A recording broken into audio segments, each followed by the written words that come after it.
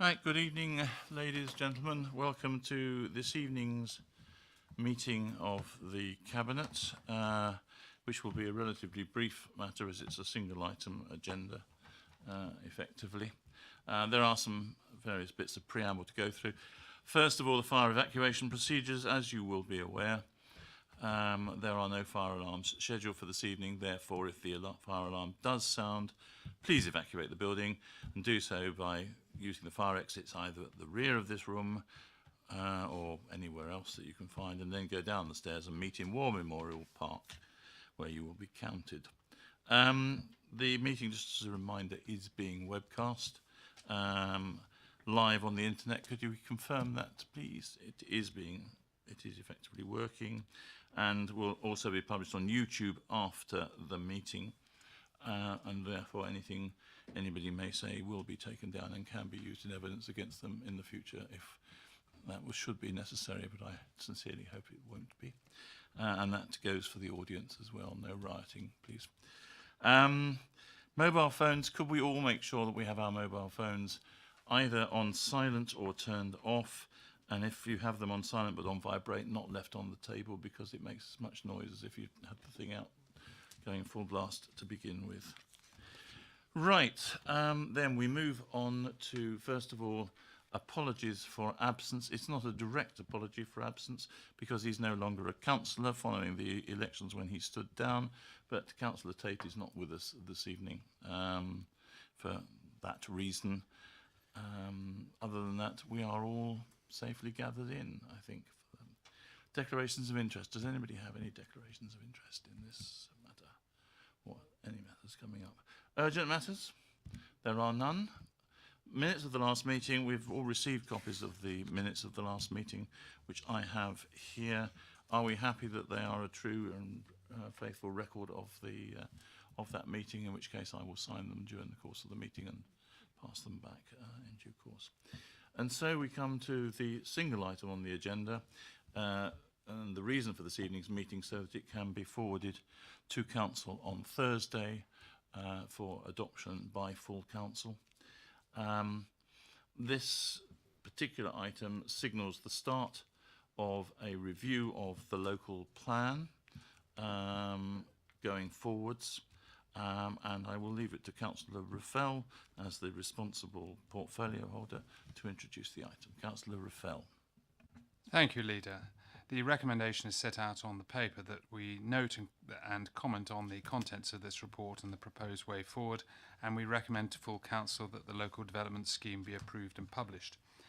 As we all know, we are now required by the government's new planning guidance to review the local plan within 5 years of its adoption. And of course, we adopted our local plan in May of 2016, so the review must be reaching its conclusions before May of 2021. In effect, this means that we should attempt to publish a draft local plan, that being the reviewed local plan, by May 2021 and have that out for consultation. The latest guidance update to this requirement was only published in February of 2019, so that explains why this is coming forward at this particular moment. Following that adoption, we are now going to publish what is in effect statutory requirement that we set out and flag up that we are carrying out this exercise. Following consideration of the most recent annual monitoring review, officers have completed an initial review of the local plan's policies to see whether they are working well and conform to national policies as well as to local circumstances. The officers consider that they are working well, although a few may need to be some minor adjustments.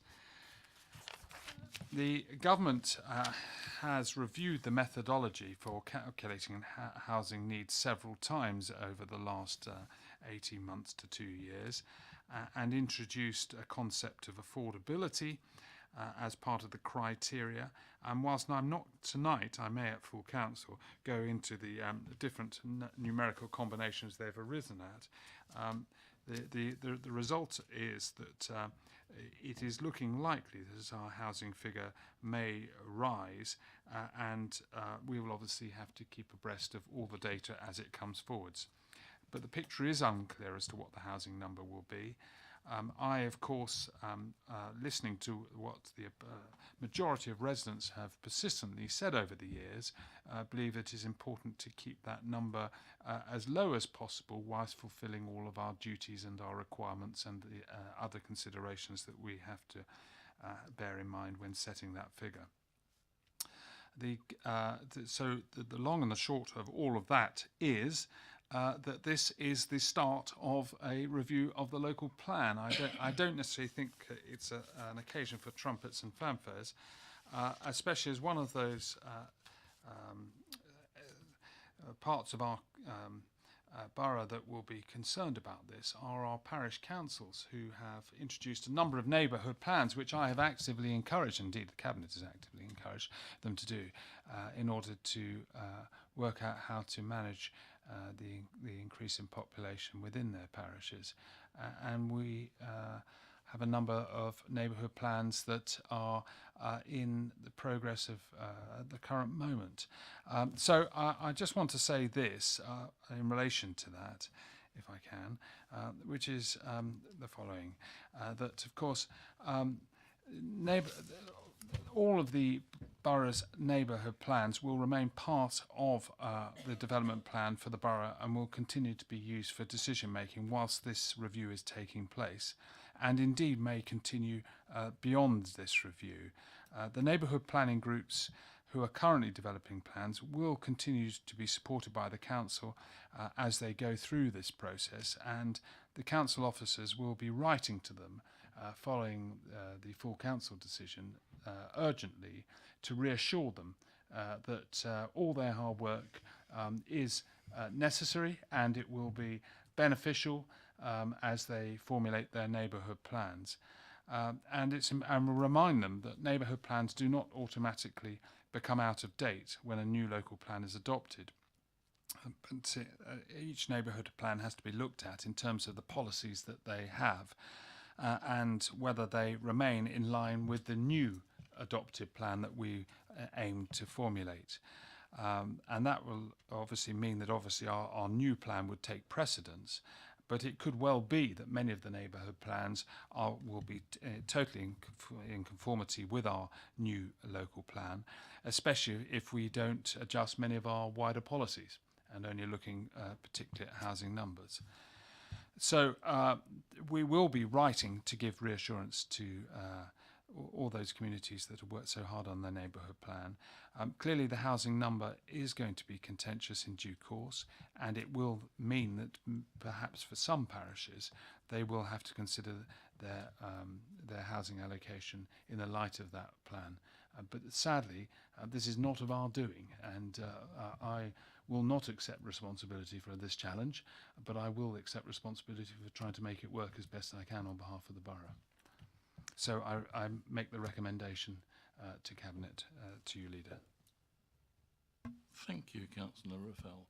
Does anybody else wish to contribute to that? I think if not, can we take that then as agreed for recommending to the full council on Thursday, which brings to an end, actually for me it brings to an end 12 years of sitting around this table as a cabinet member.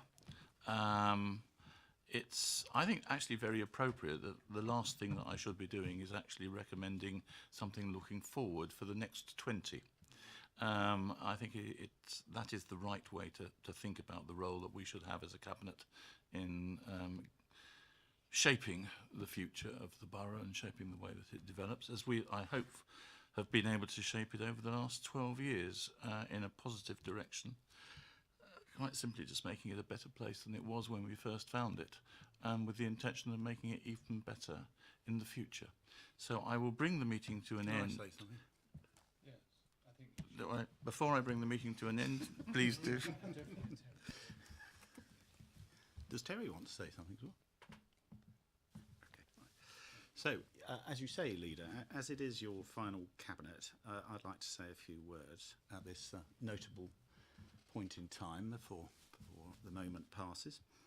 I'm personally very glad to have had an opportunity to serve a residents alongside my cabinet colleagues, residents of our borough, as a member of your cabinet, in my case over the past 7 years. I think under your leadership, Clive, I think we've achieved a great deal, and I think, as you say, that many of the benefits will flow to our residents in the years ahead. I think history will judge, as always, but I think history will say that this has been an administration that's achieved a great deal of positive change for our borough. I would like to reflect that under your leadership, this cabinet has been run in a very wise and energetic way, and that applies to the council as a whole. So, on behalf of all of your cabinet colleagues, can I wish you a very deserved rest. I know you've got another year to serve the borough on the back benches, and express our profound thanks for all you've done as in your time as leader of this council. Yeah. Well, thank you very much, John. I was, before you leapt in there, going to say, let me conclude by thanking all those people who have, at one stage or another, served with me on the cabinet, in particular the cabinet as it is constituted today, to its individual members, and to Terry as my deputy over the last 4 years, 3 years, 5 years, is it? Deputy. 4 years, yeah. A long period. A great thank you to officers who have served us personally over the years, through thick and thin. We've had some interesting times when there's been absolutely nobody here at all, and others when we've had the whole place full to the brim, and it's gone on for about 4 hours, this meeting. We had 60 speakers on one occasion, I think. So we've got through all of that. It's been, for me, it's been highly enjoyable. I hope you've enjoyed it, and I thank you very much for your very kind words. And this was the one last thing that I wanted to do, which I've not been able to do during this whole time, which is to use this and to say, the meeting is now closed.